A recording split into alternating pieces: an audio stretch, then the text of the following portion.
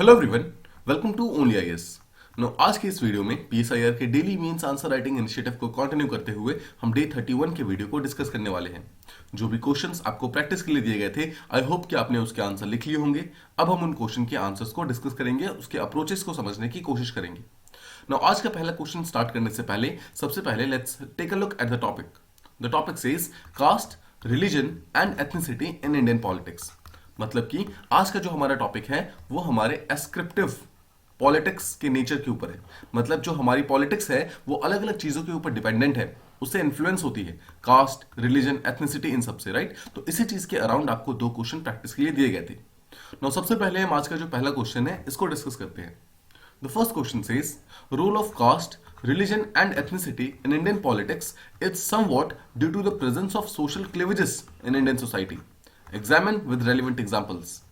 20 mark का question है, यानी कि इसको 350 वर्ड्स के अंदर कंप्लीट करना है। Now first things first, let's take a look at the question and let's try to analyze the question. Question कहता है कि जो हमारी इंडियन पॉलिटिक्स है उसके अंदर कास्ट, रिलीजन और एथनिसिटी इन सब का रोल इतना इंक्रीज इसलिए हो गया है बिकॉज हमारी इंडियन सोसाइटी में ऑलरेडी बहुत सारे सोशल क्लीवेजेस हैं। मतलब कि हमारी सोसाइटी में ऑलरेडी बहुत सारे डिविजन्स हैं, ऑलरेडी बहुत सारे ऐसे फैक्टर्स हैं जिसके कारण हमारी सोसाइटी डिवाइडेड है। और इन्हीं यही जो डिविजन्स है वो आगे बढ़कर हमारे इंडियन पॉलिटिक्स को भी अलग अलग पार्ट्स में डिवाइड कर देते हैं। इसी चीज को हमें एग्जामिन करना है और प्रॉपर एग्जाम्पल्स देने हैं ताकि हम अपनी बात को साबित कर सकें। ठीक है, सो आई होप आप क्वेश्चन को समझ गए। अब हम क्वेश्चन के आंसर की तरफ चलते हैं, क्वेश्चन के अप्रोच को समझने की कोशिश करते हैं। नाउ फर्स्ट थिंग्स फर्स्ट, आपको इंट्रोडक्शन लिखना है। तो इंट्रोडक्शन के अंदर जैसा हमने प्रीवियस वीडियोस के अंदर डिस्कस किया है कि आपको यहां पर जो बिगर पिक्चर है इस क्वेश्चन का वो लेकर आना है। So the bigger picture of this question is what it is about the ascriptive nature of politics. Ascriptive nature, ठीक है, मतलब कि सिंपल शब्दों में से कहें तो हमारी जो इंडियन पॉलिटिक्स है वो अलग अलग चीजों से ग्रसित है। अलग अलग चीजें जो है इसको इन्फ्लुएंस करती हैं, जैसे कि कास्ट इन्फ्लुएंस करता है, रिलीजन इसको इन्फ्लुएंस करता है, लैंग्वेज इसको इन्फ्लुएंस करती है, एथनिसिटी इसको इन्फ्लुएंस करती है। तो सबसे पहले हम इंट्रोडक्शन के अंदर ये बताएंगे। First thing first, unity tell कि हमारी जो इंडिया है, हमारा इंडिया जो है उसके अंदर बहुत सारा डाइवर्सिटी प्रेजेंट है। हमारे पास डिफरेंट कल्चर्स हैं, डिफरेंट रिलीजन्स हैं, डिफरेंट लैंग्वेजेस हैं, अलग अलग एथनिक ग्रुप्स हैं जो कि यहाँ पे रहते हैं। एंड द पॉइंट इज हर एक सेक्शन को अपनी वॉइस को इस डेमोक्रेसी के अंदर अपलिफ्ट करने के लिए डेमोक्रेसी ने उन सबको एक प्रॉपर तरीका दे रखा है रिप्रेजेंटेशन का, राइट। लेकिन द पॉइंट इज इस रिप्रेजेंटेशन से बढ़कर कहीं ना कहीं हमारी पॉलिटिक्स जो है अभी कास्ट के लाइंस पे, रिलीजियस लाइंस पे, लैंग्वेज के लाइन पे, एथनिसिटी के लाइंस पे, इन सब लाइंस पे डिवाइड होना स्टार्ट हो गई है। और उसका सबसे बड़ा रीजन ये है बिकॉज जो हमारी इंडियन सोसाइटी है, जो हमारा भारतीय समाज है, वो ऑलरेडी अलग अलग पार्ट्स में डिवाइडेड है। अगर हमारी इंडियन सोसाइटी ही डिवाइडेड होगी तो ऑब्वियसली इंडियन सोसाइटी का जो one of the most important pillars है दैट इज पॉलिटिक्स, वो भी तो डिवाइडेड होगा। बिकॉज अगर बेस ही हमारा डिवाइडेड है तो जो उसका एक सुपर स्ट्रक्चर है वो भी काइंड ऑफ डिवाइडेड होगा, राइट। तो इस तरीके से आप अपने आंसर को स्टार्ट कर सकते हैं, जहां पर आप ये इनिशिएट कर सकते हैं कि आफ्टर ऑल जो भारतीय समाज है उसके अंदर इतने सारे डिविजन होने के कारण ही भारत का जो पॉलिटिक्स है उसके अंदर भी इतने सारे डिविजन आते हैं। ठीक है, अब देखिए जब आप अपना बॉडी स्टार्ट करेंगे तो सबसे पहले आप यहां पर बताएंगे कि एग्जैक्टली कास्ट सिस्टम है क्या। ठीक है, कास्ट सिस्टम क्या है, बिकॉज देखो जब हम एस्क्रिप्टिव नेचर के बारे में बता रहे हैं इंडियन पॉलिटिक्स के, तो उनका सबसे इंपॉर्टेंट फैक्टर क्या है, कास्ट। मतलब कास्ट की लाइंस पर ही तो हम डिवाइडेड है। सो कास्ट सबसे इंपॉर्टेंट है, तो सबसे पहले हम कास्ट के बारे में बात करेंगे। विल से कि कास्ट सिस्टम एग्जैक्टली है क्या। कास्ट सिस्टम के तहत 4 डिफरेंट वर्ण इसमें हमारी सोसाइटी को डिवाइड कर दिया गया था। ठीक है, और ये डिवाइड किया गया था, it was on the basis of birth and occupation. ठीक है, बर्थ एंड ऑक्यूपेशन। फिर धीरे धीरे क्या होता है, ये कास्ट सिस्टम जब ऑक्यूपेशन को डिफाइन करना स्टार्ट करती है तो हम ये भी कह सकते हैं कि कास्ट सिस्टम कहीं ना कहीं ये भी डिसाइड कर रही है कि किस पर्सन के पास एक्सेस जाएगा वेल्थ का, किसके पास एक्सेस जाएगा पावर का, किसके पास जाएगा एक्सेस प्रिविलेज का। देखो अगर मैं सिंपल शब्दों में कहूं कि मान लो कोई एक ऐसा पर्सन है जो कि ब्राह्मण कास्ट में पैदा हुआ है, अगर वो वहां पर पैदा हुआ है तो ऑटोमेटिकली उसको पावर मिलेगी, उसको अथॉरिटी मिलेगी, बिकॉज समाज ब्राह्मण्स को अथॉरिटी एंड वो प्रोवाइड करता था उस पर्टिकुलर टाइम में, राइट। सिमिलरली अगर मान लो कोई क्षत्रिय के उसमें पैदा हुआ है और if his father is a king, यानी if he belongs to a royal family जो कि एक क्षत्रिय है, तो ऑटोमेटिकली उसको वेल्थ मिलेगा, उसको प्रिविलेज मिलेगा, लाइक दिस। ठीक है, सो बर्थ ऑन बर्थ ही आपका जो कास्ट है वो आपको कुछ चीजें प्रोवाइड करता था और इसी चीज को हम कास्ट सिस्टम कहते थे। ठीक है, तो क्या हम ये कह सकते हैं कि जो हमारा कास्ट सिस्टम है वो हमारे इंडियन सोसाइटी का एक बहुत ही इंपॉर्टेंट पार्ट बन गया था। और लेटर ऑन जब हमारी इंडियन सोसाइटी इलेक्शंस के बेसिस पे जाती है, मतलब इलेक्शंस को कंडक्ट कराती है, या फिर सिंपल शब्दों में समझे कि इलेक्शंस के थ्रू हमारा जो इंडियन पॉलिटी है उसको स्ट्रेंथन करने की कोशिश करती है, तो कहीं ना कहीं जो हमारे कास्ट सिस्टम है इसका रोल बहुत ज्यादा इंपॉर्टेंट हो जाता है, बिकॉज हमारा कास्ट सिस्टम जो है वो एक लिंकेज प्रोवाइड करता है हमारे इंडियन पॉलिटी के साथ में। आई hope this much is clear. ठीक है, तो इस तरीके से सबसे पहले आप कास्ट सिस्टम को हमारे इंडियन पॉलिटिकल सिस्टम के साथ लिंक कर दोगे कि आफ्टर ऑल किस तरीके से कास्ट सिस्टम लिंक्ड है हमारे इंडियन पॉलिटिकल सिस्टम के साथ। ठीक है, अब देखो यहां पर बहुत सारे आपको ऐसे स्कॉलर्स मिलेंगे जिनका यह मानना है कि जो कास्ट सिस्टम उसने कहीं ना कहीं कंट्रीब्यूट किया है towards modernisation of political system. ठीक है, ये भी एक टाइप का डिबेट है जहां पर पॉलिटिकल सिस्टम को मॉडर्नाइज करने का सीधा सा मतलब ये है कि जो कास्ट है उसने एक इंपॉर्टेंट रोल प्ले करना स्टार्ट कर दिया है हमारे पॉलिटिकल सिस्टम के अंदर, और यहां तक कास्ट ने एक एक्चुअली एक अपॉर्चुनिटी प्रोवाइड की है कि जो लोअर क्लास के लोग हैं वो लोग भी अपने आप को अब सोशली अपलिफ्ट कर पाते हैं। बिकॉज देखो इस जो लोअर क्लास के जो रिप्रेजेंटेशन है उनको कौन रिप्रेजेंट करता है, कोई लोअर क्लास के पर्सन ही करता है। सो जो भी उनका रिप्रेजेंटेटिव होता है वो बेहतर तरीके से उनकी प्रॉब्लम को समझ पाता है। इसलिए हम ये कह सकते हैं कि पहले के पॉलिटिकल सिस्टम में जहां पर लोअर कास्ट के लोगों को या लोअर क्लास के लोगों को प्रॉपर रिप्रेजेंटेशन नहीं मिलती थी, उनको कास्टिज्म आने के बाद लोअर क्लास को भी रिप्रेजेंटेशन मिलनी स्टार्ट हो गई। हमारा जो डेमोक्रेटिक बेस था हमारे इलेक्शंस का, हमारे पॉलिटिकल सिस्टम का, वो और थोड़ा और वाइड हो गया, और डेमोक्रेटिक बेस के वाइड होने के कारण ये चीज सबसे ज्यादा इंपॉर्टेंट होती है कि हमारी पॉलिटिकल सिस्टम कंपैरेटिवली मॉडर्नाइज होनी स्टार्ट हो गई। ठीक है, तो आई होप आप ये चीज समझ पा रहे हैं कि किस तरीके से हमने कास्ट सिस्टम को मॉडर्नाइजेशन ऑफ इंडियन पॉलिटिक्स के साथ लिंक कर दिया। बिकॉज कास्ट सिस्टम ने मॉडर्नाइज करने में किस तरीके से हेल्प की है कि उसने हमारा डेमोक्रेटिक बेस को इंक्रीज करने में हेल्प किया है। हमारे ऐसे सेक्शन ऑफ द सोसाइटी जिसको पहले प्रॉपर पावर्स, प्रिविलेजेस, अपॉर्चुनिटीज नहीं मिलती थी, उनको भी अब कास्ट सिस्टम के कारण ये पावर्स एंड प्रिविलेजेस मिल रही हैं। राइट, तो इस तरीके से आप शो कर सकते हैं कि आफ्टर ऑल कास्ट सिस्टम किस तरीके से आगे बढ़ रहा है, कास्ट सिस्टम किस तरीके से हमारे भारतीय पॉलिटिकल सिस्टम के साथ लिंक्ड है, और आफ्टर ऑल किस तरीके से वो हमारे इंडियन पॉलिटिकल सिस्टम को मॉडर्नाइज करने की कोशिश कर रहा है। ठीक है, now here comes an important person जिनका नाम है पॉल ब्रास। पॉल ब्रास एक इंपॉर्टेंट स्कॉलर है। पॉल ब्रास से कहना यह है कि देखो जब भी कोई इलेक्शन होता है तो वहां पर जो कास्ट है वो सबसे ज्यादा इंपॉर्टेंट रोल प्ले करता है। मतलब caste plays the most important role while in election, और it is also the most discussed factor है caste system. But the point is caste जो है is not the only factor. This is very important. देखो हमारे Indian elections को influence करने वाला cast एक बहुत ही इंपॉर्टेंट फैक्टर है, बट कास्ट जो है वो एकमात्र फैक्टर नहीं है। और यही चीज एक्चुअली हमें क्वेश्चन के अंदर पूछा गया था कि अलग अलग टाइप की जो सोशल क्लीवेजेस हैं उन सब ने हमारे भारतीय इलेक्शन को या फिर भारतीय पॉलिटिकल सिस्टम को, इंडियन पॉलिटिकल सिस्टम को डिवाइड कर रखा है। सिर्फ कोई एक फैक्टर नहीं है जिसने डिवाइड कर रखा है, बट अलग अलग फैक्टर्स हैं जो सब साथ में मिलकर डिवाइड कर रहे हैं। तो पहला फैक्टर तो हम समझ गए कि आफ्टर ऑल किस तरीके से जो कास्ट है वो हमारे इंडियन पॉलिटिकल सिस्टम को डिवाइड कर रहा है। ठीक है, अब देखो अब हम समझते हैं सेकंड फैक्टर के बारे में। तो क्या हम कह सकते हैं सेकंड फैक्टर एक बहुत ही इंपॉर्टेंट फैक्टर जो है वो है रिलीजन, मतलब धर्म के नाम पर। क्या हम ये कह सकते हैं कि धर्म के नाम पर भी हमारा इंडियन पॉलिटिकल सिस्टम काफी ज्यादा हद तक डिवाइडेड है? देखिए 1990s से ये आसपास देखा गया था कि जो रिलीजन का रोल है हमारे इंडियन इलेक्शंस के अंदर, इंडियन पॉलिटिकल सिस्टम के अंदर, वो काफी ज्यादा इंक्रीज हो रहा है। यहां तक कि जो हमारे लोगों के वोटिंग बिहेवियर है वो इन्फ्लुएंस होने स्टार्ट होते हैं after the elections in 1990s। ठीक है, उस टाइम में देखा गया था कि पहली बार यहां पर रिलीजन ने इतना इंपॉर्टेंट रोल प्ले करना स्टार्ट किया था। मतलब this was such an important phase कि टॉमस ब्लूम नाम के एक पर्सन आते हैं, वो कहते हैं कि this particular phase can also be called as a saffron wave. Simple शब्दों में समझे तो हिंदुत्व का फेज। ठीक है, हिंदुत्व मतलब अब आपको यहां पर पहली बार रिलीजियस फेज देखने को स्टार्ट हो रहा है। तो देखो जब रिलीजन एक इंपॉर्टेंट रोल प्ले करना स्टार्ट कर देगा हमारे इलेक्शंस के अंदर, तो इससे पहले कौन कर रहा था? इससे पहले कास्ट कर रहा था। No, caste was the most important factor.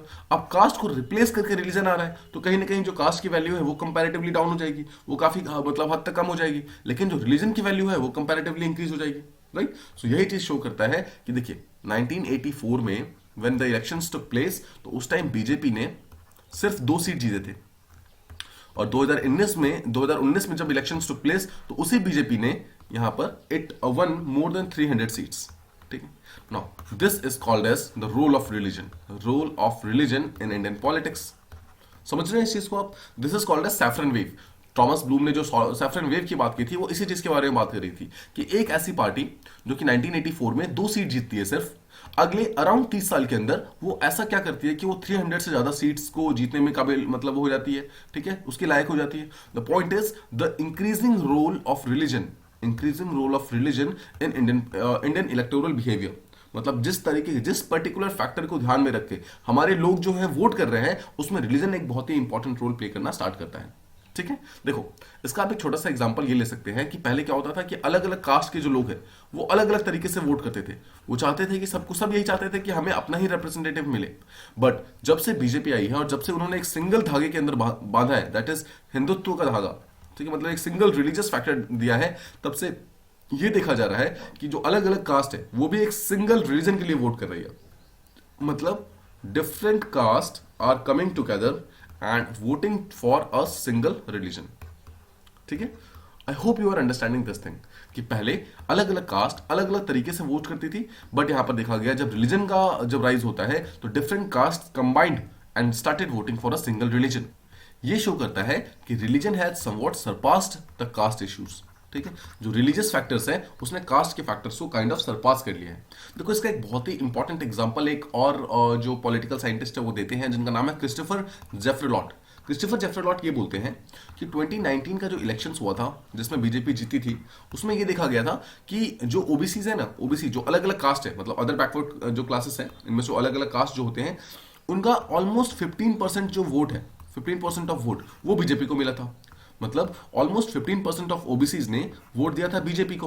तो अगर आप बीजेपी को देखोगे तो BJP is consider to be upper caste की पार्टी, अपर कास्ट की पार्टी, ठीक है। सो अगर हम कास्ट बेस्ड कंसेप्ट देखते हैं तो शायद ये ओबीसी के लोग यहां पर बीजेपी को वोट नहीं देते, because OBC are consider to be comparatively of lower caste and BJP was consider to be of upper caste. But इसके बावजूद अगर अपर कास्ट के लोगों को लोअर कास्ट वाले वोट दे रहे हैं, इसका मतलब है something else is actually trying to influence their behaviour.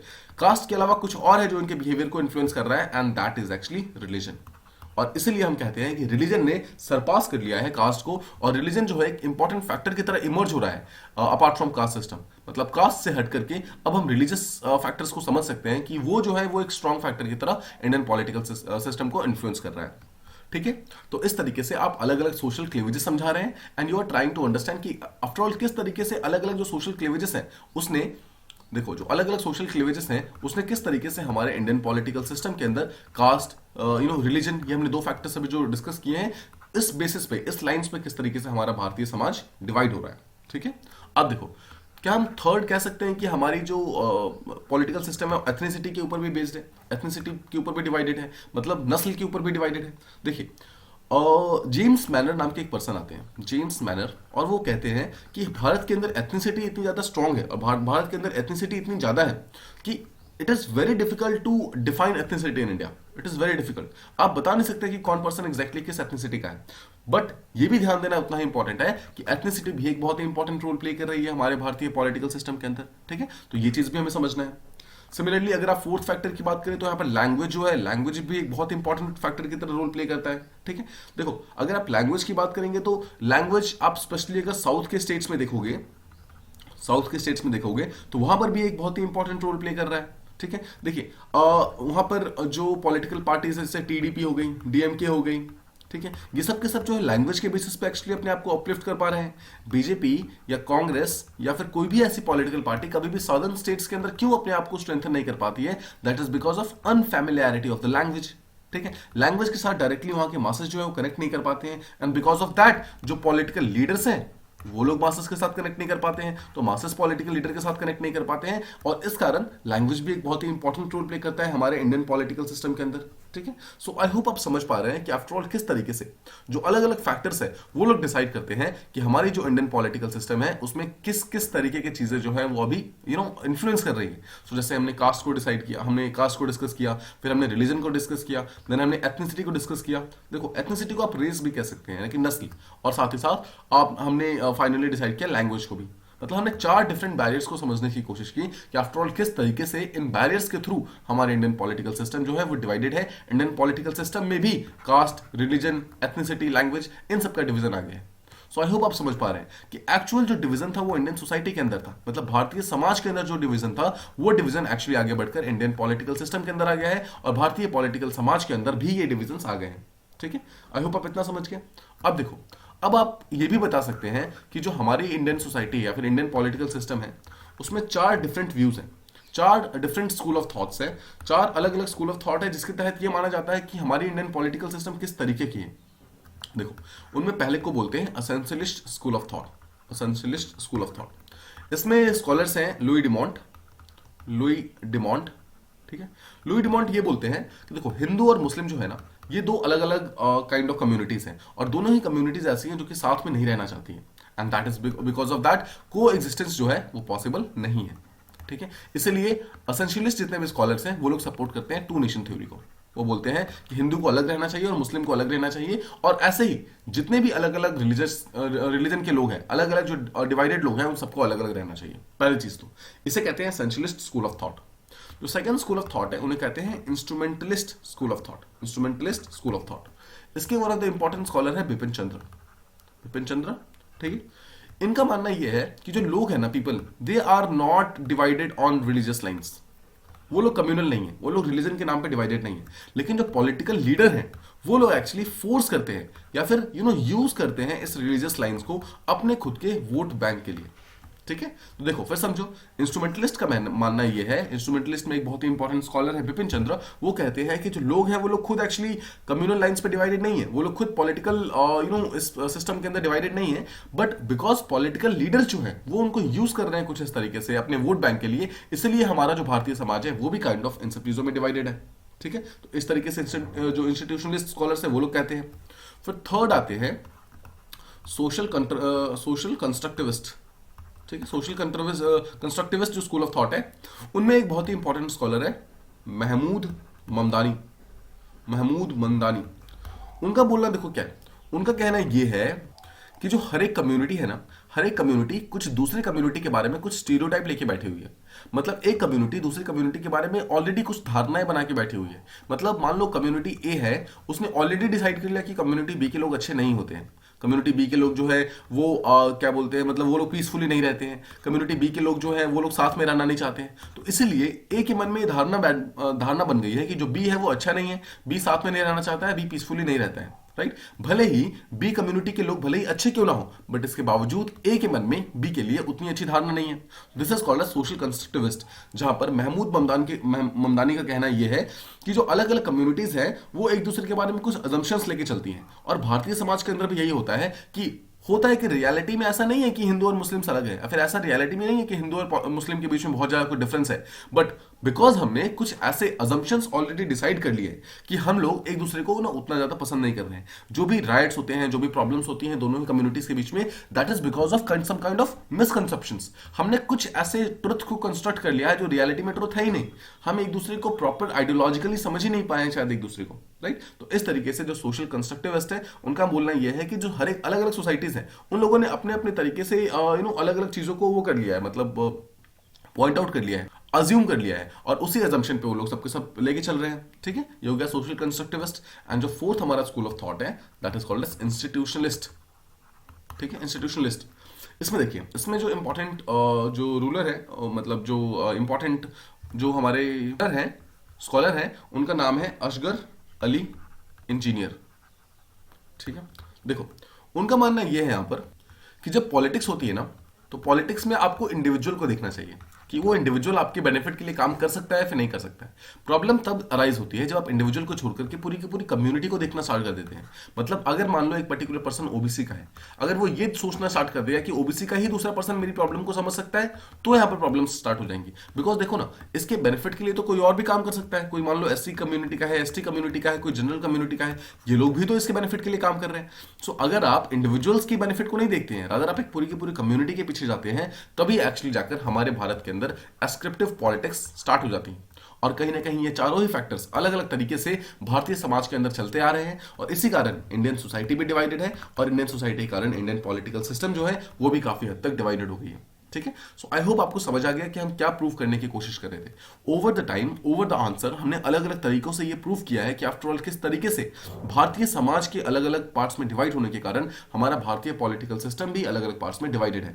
Right. सो इस तरीके से आप अपने आंसर को अप्रोच कर सकते थे, इस तरीके से आप अपना आंसर लिख सकते थे। ठीक है। अब हम बात करते हैं कंक्लूजन की कि आफ्टर ऑल आपको इस आंसर को एंड किस तरीके से करना है। तो देखो, यहां पर सरकारिया कमीशन आई थी, यहां पर पुंछी कमीशन आई थी, और दोनों का कहना यह था कि जो भी पावर्स कंसंट्रेटेड है सेंट्रल गवर्नमेंट के अंदर, उसको पावर को डिवाइड करना चाहिए। पावर को डिवाइड करके ज्यादा से ज्यादा डिसेंट्रलाइजेशन करो। ना क्यों बोला गया था डिसेंट्रलाइजेशन करने के लिए?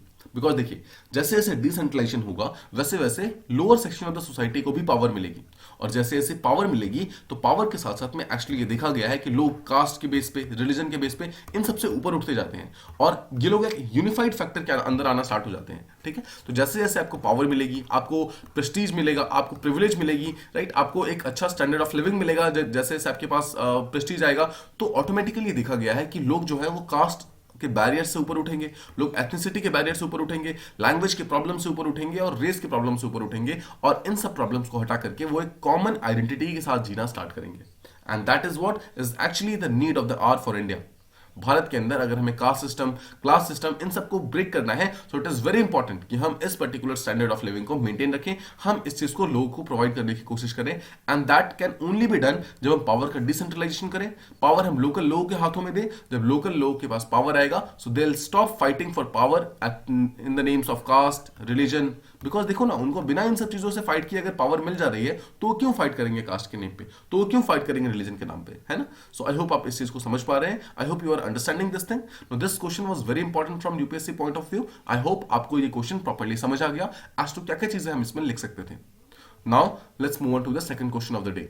नाउ ये क्वेश्चन भी कास्ट से बेस्ड है, और ये क्वेश्चन कहता है कि comment on caste in current form as an interplay of tradition and modernity. Simple शब्दों में समझे तो क्वेश्चन का कहना यह है कि जो कास्ट सिस्टम है, आफ्टर ऑल किस तरीके से हमारे पुराने ट्रेडिशंस और हमारे आने वाले मॉडर्नाइजेशन दोनों को ही साथ लेके चलता है। आफ्टर ऑल किस तरीके से जो कास्ट है वो एक इंटरप्ले है। इंटरप्ले मतलब कुछ चीजें यहां भी करता है, कुछ चीजें वहां भी करता है, मतलब हमारे ट्रेडिशनल लाइन्स को भी और हमारे मॉडर्न लाइन्स को भी, दोनों को ही वो स्ट्रॉन्ग और स्ट्रेंथन करने की कोशिश करता है। इसी चीज के ऊपर हमें इस आंसर को लिखना है। ठीक है। सो आई होप आप क्वेश्चन समझ गए। ओके, सो अब हम देखते हैं कि एग्जैक्टली इस आंसर को अप्रोच हम किस तरीके से कर सकते हैं। तो फर्स्ट थिंग्स फर्स्ट, आप इसका इंट्रोडक्शन देखिए कि इसका इंट्रोडक्शन में हम क्या स्टार्ट करेंगे। देखो, जो इस क्वेश्चन का बिगर पिक्चर है that is caste system, right, caste system. तो कास्ट सिस्टम की अगर हम बात करें तो आप सिंपल शब्दों में ये समझ सकते हो, क्या हम ये कह सकते हैं कि जो हमारा कास्ट सिस्टम है वो बर्थ एंड ऑक्यूपेशन के ऊपर बेस्ड है, जैसा हमने पिछले क्वेश्चन के अंदर डिस्कस किया था। कास्ट जो है एक टाइप का हायरार्किकल सिस्टम है, हायरार्किकल सिस्टम है जो कि हमारी सोसाइटी को 4 डिफरेंट वर्ण में डिवाइड कर देता है। ठीक है। और अगर हम ये भी समझे कि देखो, लुई डिमॉन्ट नाम के जो एक स्कॉलर हैं, उनका ये भी मानना है कि जो कास्ट जो है वो एक्चुअली हमारी सोसाइटी को प्योर और पॉल्यूट इसमें भी डिवाइड कर देता है। मतलब कि काइंड ऑफ वो ये डिसाइड करता है कि कौन प्योर है और कौन पॉल्यूटेड है। तो ये भी डिवीजन जो है वो कास्ट सिस्टम के कारण होता है। क्या हम ये कह सकते हैं, देखो अगर हमें ट्रेडिशन का कंसेप्ट लेकर आना है तो हम ये भी कह सकते हैं अपने इंट्रोडक्शन के अंदर कि जो कास्ट सिस्टम है वो हमारे ट्रेडिशंस को शो करता है कि हमारा जो ट्रेडिशनल सोसाइटी था वो किस तरीके से फंक्शन करता था, किस तरीके से चलता था। ये इस चीज को हमने इनहेरिट किया है अपने कास्ट सिस्टम के थ्रू। मतलब कि अगर हम ये समझे कि हमने अपने ट्रेडिशंस को इनहेरिट किया है तो वो एक्चुअली हमने अपने कास्ट सिस्टम के थ्रू किया है, बिकॉज कास्ट सिस्टम के थ्रू ही हमारी सोसाइटी एक्चुअली फंक्शन करती थी पहले के टाइम में। बट साथ ही साथ ये भी समझना होगा कि जैसे जैसे मॉडर्निटी आ रही है वैसे वैसे जो कास्ट सिस्टम है वो भी एक्चुअली अलग अलग लेयर्स के अंदर डिवाइड हो रहा है, मल्टीपल लेयर्स के अंदर डिवाइड हो रहा है। I hope this much is clear. I hope आपको इतना समझ आ गया कि आफ्टर ऑल जो कास्ट सिस्टम है वो किस तरीके से ट्रेडिशन और मॉडर्निटी का एक परफेक्ट इंटरप्ले है। बिकॉज देखो, ट्रेडिशन से वो आया है और मॉडर्निटी की तरफ वो आगे बढ़ रहा है। तो कास्ट सिस्टम एक सिंगल ऐसा फैक्टर है जो दोनों ही चीजों को साथ में लेकर चलने की कोशिश कर रहा है। ठीक है। I hope this much is clear. अब देखिए, अब हम आते हैं हमारे क्वेश्चन के बॉडी पार्ट पे। अब हम समझने की कोशिश करते हैं कि आफ्टर ऑल हमारे क्वेश्चन का बॉडी किस तरीके से होना चाहिए। तो जैसा हमने आपको स्टार्टिंग में डिस्कस किया, कास्ट जो है ऑक्यूपेशन और बर्थ दोनों ही चीजों पे मतलब डिसाइड होता है। ठीक है। अब देखो, अगर हम कास्ट सिस्टम की बात करें तो कास्ट बेसिकली 2 डिफरेंट अंडरस्टैंडिंग के साथ आगे बढ़ता है। ठीक है। पहला जो है, अगर हम ट्रेडिशनल सिस्टम को देखें तो देखो, ट्रेडिशनल सिस्टम में कास्ट को हम कुछ इस तरीके से समझ सकते हैं कि कास्ट जो है एक साइन है ट्रेडिशनल सोसाइटी का, और वो जो है डेमोक्रेसी को आगे नहीं बढ़ने देता है। क्यों? देखो ना, बिकॉज कास्ट की अगर हम बात करें तो कास्ट एक, जब ट्रेडिशनल सिस्टम की बात करते हैं तो ट्रेडिशनल सिस्टम के थ्रू तो कास्ट ने हमारे पॉलिटिक्स को अलग अलग पार्ट में डिवाइड कर दिया है, हमारी सोसाइटी को 4 डिफरेंट वर्ण में डिवाइड कर दिया है। और जैसा हमने अभी भी पिछले क्वेश्चन में देखा था कि जैसे जैसे हमारी इंडियन सोसाइटी डिवाइड होती है वैसे वैसे हमारा इंडियन पॉलिटिकल सिस्टम भी डिवाइड होता रहता है। सो अगर हमारी इंडियन सोसाइटी ही कास्ट सिस्टम के द्वारा डिवाइडेड है 4 डिफरेंट फैक्टर्स में, सो हमारा पॉलिटिकल सिस्टम भी ऑटोमेटिकली डिवाइडेड हो जाएगा। तो इसलिए हम कह सकते हैं कि जो हमारा ट्रेडिशनल कास्ट सिस्टम है वो डेमोक्रेसी को प्रमोट नहीं करता है। ठीक है, अब देखो, अगर हम सेकंड फैक्टर देखें मॉडर्निटी के ऊपर, तो क्या हम ये कह सकते हैं कि जो हमारा कास्ट सिस्टम है वो हमारे डेमोक्रेसी को इंस्टीट्यूशनाइज करने की कोशिश कर रहा है। कैसे? बिकॉज देखिए, जैसा हमने पिछले क्वेश्चन में भी डिस्कस किया था कि जो लोअर कास्ट के लोग हैं उनको एक अपॉर्चुनिटी मिलती है पावर लेने की, उनके तक पावर पहुंचता है, उनको प्रॉपर रिप्रेजेंटेशन मिलता है, उनकी बात सुनी जाती है, उनके वॉइसेस की मीनिंग बढ़ती है। तो ये शो करता है कि जो पावर है वो लोअर क्लास तक पहुंचता है। तो क्या हम ये कह सकते हैं कि ये डेमोक्रेसी को स्ट्रेंथन कर रहा है? ठीक है, देखो, जो ट्रेडिशनल सेंस देखा हमने कास्टिज्म का, वो हमने ये देखा कि डेमोक्रेसी को वो स्लो डाउन कर रहा है। बट जो मॉडर्न कंसेप्ट देखा हमने कास्ट सिस्टम का, तो वही कास्ट सिस्टम एक्चुअली हमारी डेमोक्रेसी को और ज्यादा डीपन करने में हेल्प कर रहा है, और ज्यादा आगे बढ़ाने में हेल्प कर रहा है। ठीक है, तो देखो, जो ट्रेडिशनल सिस्टम है उसको एक्चुअली प्रपोज करने वाले कुछ इंपॉर्टेंट स्कॉलर्स हैं। जैसे कि देखो, यहाँ पर हमारे पास जेएस मिल है। जेएस मिल भी इस कास्ट सिस्टम को ये कहते हैं कि कास्ट सिस्टम डेमोक्रेसी को रोकता है। Then we have person like Samuel Lipset, ये भी यही चीज बोलते हैं। ठीक है, फिर ऐसे ही बहुत सारे पोस्ट मॉडर्न थ्योरिस्ट हैं जिन सब का यही कहना है कि कास्ट सिस्टम जो है वो ट्रेडिशनल सिस्टम से आया हुआ है, मतलब ट्रेडिशनल सिस्टम का एक साइन है और हमारी डेमोक्रेसी को रोकता है, इसलिए हमें कास्ट सिस्टम को हटा देना चाहिए। यहां तक कि आपने भी हर चीज में यही सुना होगा कि कास्ट सिस्टम जो है हमारी डेमोक्रेसी को अपलिफ्ट नहीं करता है, उसको हटा देना चाहिए। ठीक है, लेकिन अगर हम देखिए, अब ध्यान दो, तो उसका एक ऑल्टरनेट व्यू ये भी है कि मॉडर्न कास्ट सिस्टम के अंदर, ठीक है, कास्ट ने एक बहुत ही इंपॉर्टेंट रोल प्ले किया है हमारे इलेक्टोरल बिहेवियर को चेंज करने में। उसके कारण जो लोअर वर्ग के लोग हैं, जो lower section of the society है, उनको भी पॉलिटिकल रिप्रेजेंटेशन मिल रहा है और उसके कारण हमारी डेमोक्रेसी कहीं ना कहीं डीपन हो रही है। ठीक है, सो इस चीज को भी हमें ध्यान देना है।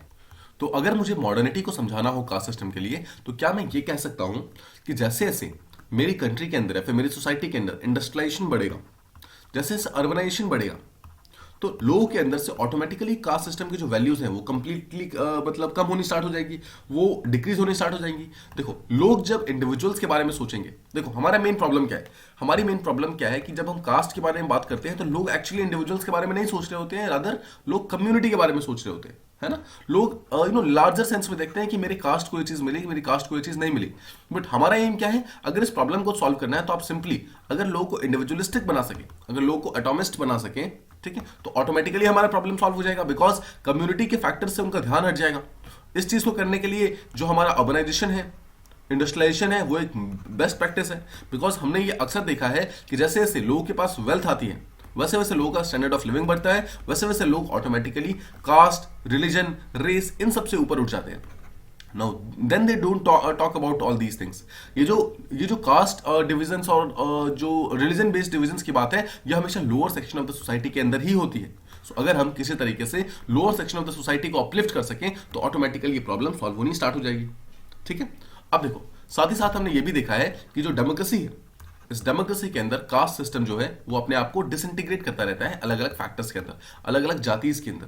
ठीक है, जिस चीज के अंदर क्या होता है, देखो, एक कास्ट अगर अलग अलग पार्ट्स में डिवाइड हो गया तो अब क्या है, वो कास्ट रहा नहीं, वो कास्ट अब एक्चुअली ब्रेक होना स्टार्ट हो गया। उसके कारण जो अलग अलग इंपॉर्टेंट यूनिट्स बनते हैं कास्ट सिस्टम के अंदर, वो सब एक्चुअली पॉलिटिकल सिस्टम को मॉडर्नाइज करने में हेल्प करते हैं, हमारे पॉलिटिकल सिस्टम को और ज्यादा स्ट्रांग बनाने में हेल्प करते हैं। ठीक है, सो आई होप आप ये चीज समझ रहे हैं। साथ ही साथ आप ये भी पॉइंट आउट कर सकते हैं कि अक्सर ये देखा गया है कि पॉलिटिकल कंपटीशन इतना बढ़ गया है, इतना ज्यादा इंक्रीज हो गया है कि अलग अलग कास्ट के लोग एक साथ आते हैं, मतलब अलग अलग पॉलिटिकल लीडर जो डिफरेंट कास्ट को फॉलो करते थे वो लोग एक साथ आकर फाइट करते हैं, एक साथ आकर वो लोग इलेक्शन फाइट करते हैं। तो क्या हम ये भी कह सकते हैं कि मॉडर्न सेंस में कास्टिज्म जो है वो डेमोक्रेसी को और ज्यादा डीपन कर रहा है? बिकॉज देखो, अलग अलग कास्ट के लोग अगर एक साथ आ रहे हैं तो यही तो हो रहा है कि अलग अलग जो कास्टिज्म जो पहले नहीं होता था वो सब चीजें भी होनी स्टार्ट हो गई है। कास्ट सिस्टम के एक साथ आने का सीधा सा मतलब ये है कि जो कास्ट बेस्ड बैरियर्स थे वो भी डिक्रीज होने काइंड ऑफ स्टार्ट हो गए हैं, वो भी प्रॉब्लम्स जो है वो काइंड ऑफ हमारी प्रॉब्लम सॉल्व होनी स्टार्ट हो गई है। राइट, सो आई होप आप समझ पा रहे हैं कि आफ्टर ऑल किस तरीके से कास्ट जो है वो हमारी कंट्री के डेमोक्रेसी को डीपन करने में और ज्यादा हेल्प आउट कर सकता है। ठीक है, देखिए, प्रोफेसर योगेंद्र यादव जो है वो कहते हैं कि 1980s में जो मंडल पॉलिटिक्स थी वो खत्म होके पोस्ट मंडल पॉलिटिक्स के पास में हम आ गए, ठीक है, पोस्ट मंडल में आ गए। और वहां पर ये चीज देखी गई थी कि भारत के अंदर डेमोक्रेटिक अपसर्जेस हुई थी। डेमोक्रेटिक अपसर्ज का सीधा सा मतलब ये है कि lower section of the society, specially जो ओबीसीज है, वो लोग अपनी पॉलिटिकल रिप्रेजेंटेशन को लेकर और ज्यादा सीरियस होते हैं and they started getting political representation. तो जो lower section of the society थी, जब उनको पॉलिटिकल रिप्रेजेंटेशन मिली, जब लोग आगे बढ़ने स्टार्ट हो गए, तो देखो एक चीज समझो, तो क्या हम ये कह सकते हैं कि इसके कारण हमारा कास्ट का कॉन्शियसनेस वो भी इंक्रीज होना स्टार्ट हो गया? बिकॉज एक ऐसी कास्ट जो कि पहले नीचे के सेक्शन में थी, उनको पॉलिटिकल रिप्रेजेंटेशन मिला और अब वो ऊपर की तरफ आ गई है, मतलब उनका सोशल स्टेटा तो बढ़ गया, सोशल उनका जो वैल्यू था वो तो बढ़ गया। बट देखो ना, बाकी को ये भी तो पता चला, जो बाकी लोअर कास्ट थी इनको ये भी तो पता चला कि ये भी एक छोटी क्लास थी, लोअर कास्ट के लोग थे, वो लोग अब कंपैरेटिवली सोशल लेवल पे हायर पोजीशन पे पहुंच गए हैं। तो जो बाकी जो लोअर कास्ट के लोग हैं, उनके अंदर भी ये कास्ट कॉन्शियसनेस बढ़ेगा और वो लोग भी चाहेंगे अपने आप को अपलिफ्ट करने का। इसलिए योगेंद्र यादव ये कहते हैं कि जब डेमोक्रेटिक अपसर्जेस हुआ, उसके बाद एक्चुअली हमारी पॉलिटिकल सिस्टम और स्ट्रांग होनी स्टार्ट होती है, because lower section of the society को कास्ट कॉन्शियसनेस आ गई और वो लोग कास्ट को एक इंपॉर्टेंट फैक्टर की तरह यूज करना स्टार्ट करते हैं, स्पेशली पॉलिटिकल सिस्टम को अपने पॉलिटिकल रिप्रेजेंटेशन को और ज्यादा स्ट्रांग करने के लिए। आई होप आप ये चीज समझ पा रहे हैं, ठीक है। अब देखिए, इसके अलावा आप ये भी कह सकते हैं कि there is a person called as professor Rajni Kothari. Professor Rajni Kothari, Rajni Kothari का कहना यह है, देखो उनका कहना यह है कि जो डेमोक्रेसी है ना, देखो सिर्फ कास्ट ने डेमोक्रेसी को चेंज नहीं किया, रादर डेमोक्रेसी ने भी कास्ट को चेंज कर दिया है। देखो अगर आप डेमोक्रेसी के अंदर देखेंगे, तो डेमोक्रेसी के अंदर जब एक सिंगल फैक्टर आता है, उसके अंदर अलग अलग कास्ट एक साथ आकर काम करती हैं।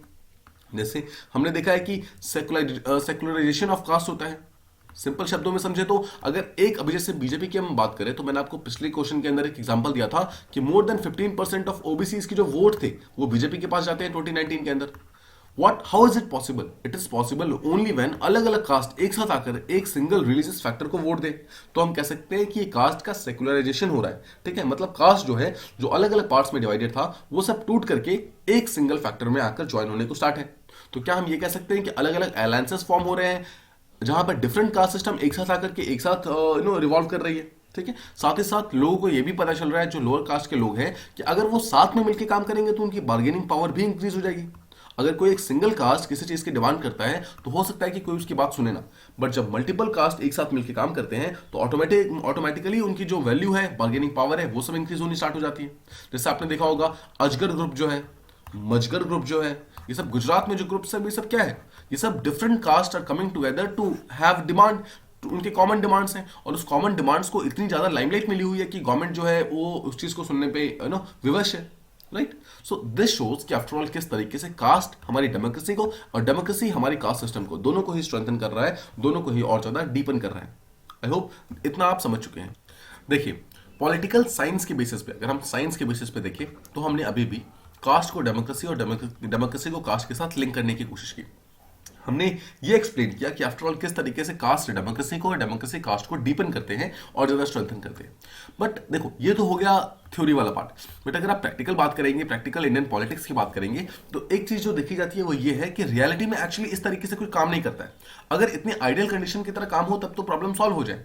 बट द पॉइंट इज, देखा ऐसा जाता है कि इंडियन पॉलिटिकल सिस्टम के अंदर जो अलग अलग पॉलिटिशियंस है, पॉलिटिकल पार्टीज है, वो अपने वोट बैंक के लिए अलग अलग कास्ट को एक दूसरे के अगेंस्ट में यूज करती है, ठीक है। और इसके कारण एक्चुअली प्रॉब्लम्स इमर्ज होती है। सी, कास्ट को सिंपली अगर आप वोट बैंक पॉलिटिक्स की तरह यूज करो कुछ इस तरीके से कि different caste are coming together, तो कहीं ना कहीं हमारी सोसाइटल का जो डिवीजन है वो प्रॉब्लम सॉल्व हो जाएगा। तो हमारा जो लार्जर मतलब सोसाइटल इशू है, सामाजिक इशू है, वो सॉल्व हो जाएगा। बट प्रॉब्लम तब होती है जब आप कास्ट को एक साथ यूज नहीं करते हो, अगर आप एक कास्ट को सेकंड कास्ट के साथ फाइट कराना स्टार्ट करते हो, एक कास्ट के अगेंस्ट में सेकंड कास्ट को आप यूज करना स्टार्ट करते हो, then actually the main problem arises. और यही एक्चुअली हमारे भारत की सबसे बड़ी प्रॉब्लम है कि हमारे कास्ट सिस्टम के कारण डेमोक्रेसी डीपन तो हुई है, बट हमारे इलेक्टोरल बिहेवियर के कारण, हमारा जो वोट बैंक पॉलिटिक्स है उसके कारण कहीं ना कहीं कास्टिज्म अभी तक गया नहीं है।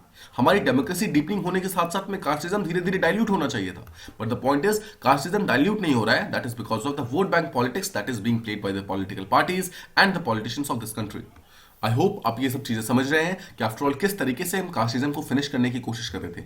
अगर आप लार्जर इंटरेस्ट को देखेंगे, तो लार्जर इंटरेस्ट में कास्ट सिस्टम जो है वो मॉडर्निटी के बढ़ने के साथ, इंडस्ट्रियलाइजेशन के बढ़ने के साथ, डेमोक्रेसी के बढ़ने के साथ धीरे धीरे कास्ट ऑटोमेटिकली डिक्रीज हो जाना चाहिए था, बट वो डिक्रीज नहीं हो पा रहा है because of certain factors that we have discussed. I hope this much is clear. अब देखो, अब आपको बताना है कि आफ्टर ऑल आपको इस आंसर को एंड कैसे करना है, कंक्लूड कैसे करना है। तो आप यहां पर ये बता सकते हैं कि देखिए, ये बात सच है कि कास्ट ने हमारे यहाँ के इलेक्शन को भी और डेमोक्रेसी को भी काफी ज्यादा डीपन किया है। लेकिन अभी भी अगर आप देखो तो हमारी जो मॉडर्न सोसाइटी है उसमें हम ये प्रेफर करेंगे कि हमारी जो सोसाइटी है वो कास्ट के बेस पे अभी भी डिवाइडेड ना हो। हम चाहेंगे कि यही इलेक्शन और डेमोक्रेसी अगर डीपनिंग हो रही है वो लिबर्टी के वैल्यू पे हो, इक्वालिटी के बेसिस पे, डेमोक्रेसी के वैल्यू पे, राइट। इन सब वैल्यूज पे अगर वो जो हमारी कास्ट सिस्टम है, मतलब कास्ट सिस्टम को हटा करके अगर ये सब वैल्यूज हमारी स्ट्रेंथन होंगी, अगर ये सब मिलकर के हमारे जो भी डेली जो हमारे डेमोक्रेसी का पार्ट है उसको अगर हम अपलिफ्ट कर सकेंगे तो वो ज्यादा बेटर होगा। हमें अपने कास्ट में मॉडर्निटी लाने के बदले में मॉडर्निटी लाने की जरूरत नहीं है, रादर हमें कास्ट सिस्टम को एलिमिनेट करके एक proper equality, liberty and justice, इसका कंसेप्ट हमारे भारतीय समाज के अंदर अपलिफ्ट करने की जरूरत है, इसको यहां पर लाने की जरूरत है। इस तरीके से आपको ये आंसर अप्रोच करना था, इस तरीके से आपको ये आंसर लिखना था। आई होप आपको दोनों ही क्वेश्चंस प्रॉपर्ली समझ आ गए। दोनों ही यहां पर कास्ट बेस्ड क्वेश्चंस थे जो कि हमारे पेपर 1 सेक्शन बी के अंदर अक्सर पूछे जाते हैं। So please keep practising these type of questions. कोशिश करना है आपको ज्यादा से ज्यादा चीजें लिखिए, आप ज्यादा से ज्यादा आप इसको एनालाइज कीजिए, because analysis is the only way forward. अगर आप जितनी ज्यादा से ज्यादा आप एनालाइज करेंगे तो ऑटोमेटिकली आपकी जो थिंकिंग है, जो आपका रैशनल है इस चीज के अंदर, वो ऑटोमेटिकली स्ट्रांग होता जाएगा, उसकी स्ट्रेंथनिंग और ज्यादा बढ़ती जाएगी। ठीक है, so that's all from this particular video. Thank you so much for listening. See you in the next one.